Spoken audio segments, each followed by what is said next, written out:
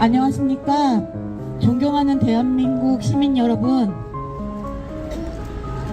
저는 오늘 이 땅의 반국가 세력이 대한민국의 정의와 자유에 도전하는 폐악질을 이번에는 멈춰야 한다는 절박함으로 나왔습니다.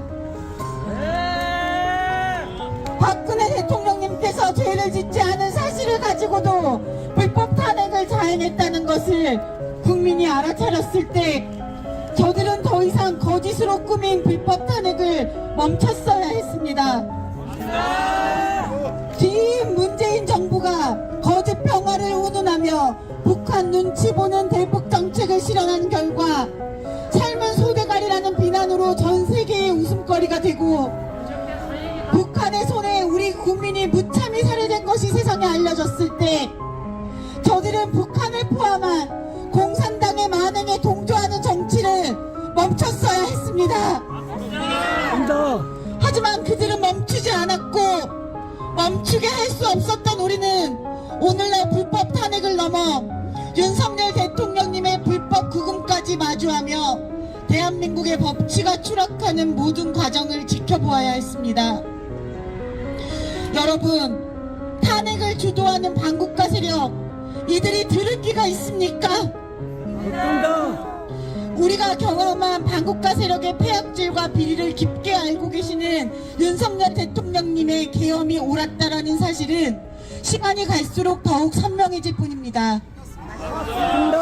여러분, 윤석열 대통령님의 임기가 2년 반 중간점을 돌아서는 시점까지 대통령님께서는 국민의 주권을 빼앗고 민생을 살피지 않은 정치에 대해 경고하고 기다리셨습니다. 하지만 그들은 변할 기미는커녕 더욱 국정 운영을 아노미 상태로 몰고 갔습니다.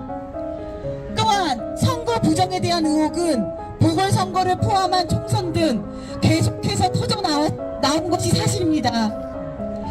이런 상황에서 경험이 아니면 무엇을 해서 저들에게 경고를 할 수 있으며 남은 임기 2년 반 만에 새로운 변화를 완성하는 단계까지 책임지실 수 있단 말입니까? 아직도 그래도 계엄은 아니지? 라고 생각하시는 국민들께 여쭤보고 싶습니다. 계엄 대신 다른 대안이 있습니까? 국회 문제는 여야 합치로 해결하면 되고 부정선거는 수사로 해결하면 되는 것이라면 지난 2년 반 동안 노력한 것은 다 무엇입니까? 2020년 1월부터 최근까지 검찰과 경찰의 중앙선관위 및 지역선관위 대상 압수수색은 모두 181차례나 이루어졌고 그 가운데의 대부분인 165건이 윤석열 정부에 들어 시도되었습니다. 그럼에도 불구하고 부정선거를 밝히는 가장 핵심인 중앙선관위 서버에 있는 선거인 명부는 아직까지 국민들에게 공유된 적이 없습니다. 맞습니다. 선거 무효 소송에 조사조차 선거인 명부와 실제 투표지를 대조하는 검증이 제대로 이뤄진 사례가 없습니다. 국회 의결은 어떻습니까? 나경원 의원님께서 22대 국회 8개월 만에 113건을 반대 의견이 있음에도 거대 야당이 단독 표결했다며 이 추세라면 22대 국회 4년 임기 동안 500여 건 이상을 여야 합의도 없이 더불어민주당이 단독 강행 처리할 것으로 추산된다고 밝히셨습니다.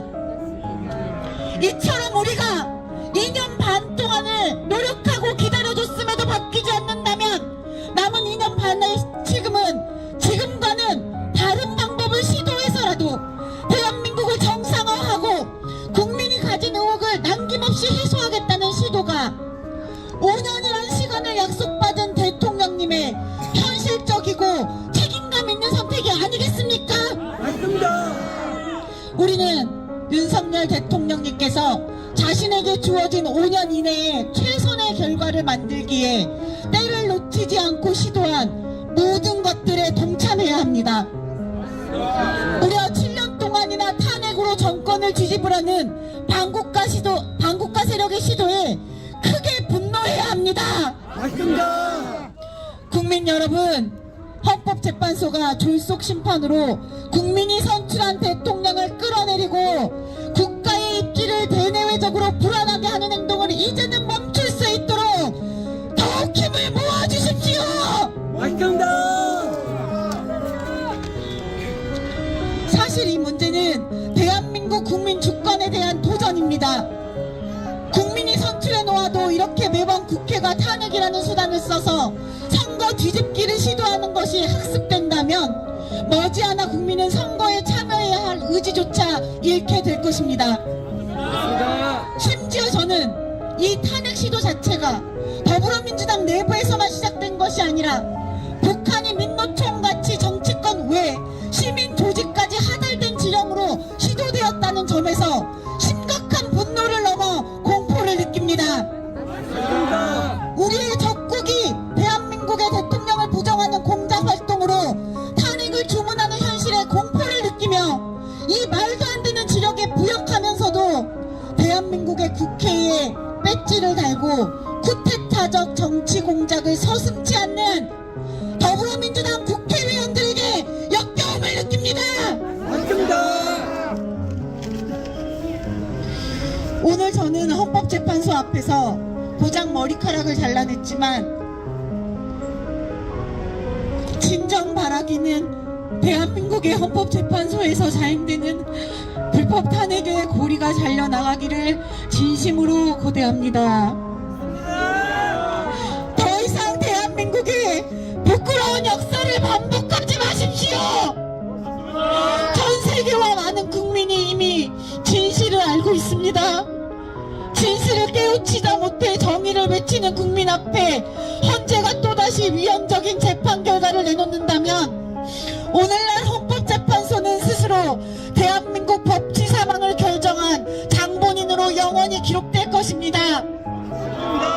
반대로 탄핵을 기각하는 결정을 내린다면 헌법재판소의 탄핵의 빌미는 국회에서 제공했으나 법에 기초하여 대한민국 국민과 함께 나라를 정상화한 영웅으로 기억될 것입니다.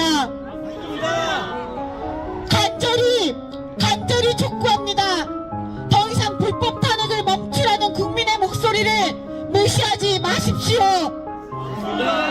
현재 탄핵 소추안은 국회 의결 이후에 국회 측이 내란죄를 빼기로 일방적으로 정했으면서 국회의 재의결조차 거치지 못했습니다. 정청래는 문영배가 지시한 대로 내란죄 뺀 소추안 문건을 수정해서 제출하지도 못했습니다. 헌재가 탄핵 사유에 대해 실체적 규명을 하기도 전에 탄핵 소추안 자체가 오염되어 재판을 할 필요성 자체가 없어진 상태로 탄핵 각하가 상식인 것입니다. 졸속 재판으로 청구하려고 한다는 헌법재판가 전문가의 목소리부터 실제 내란이 아니라는 곽종근, 홍장원의 거짓 진술과 물증, 법률에 기반하였어도 위헌 여부가 없는 계엄 등 탄핵이 성립될 수 없는 이유는 이미 차고 넘치게 많습니다.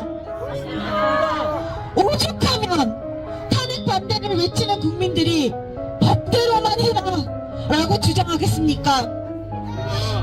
국회의 권력과 법을 악용하여 국민을 기만하는 행위는 더 이상 용납될 수 없습니다.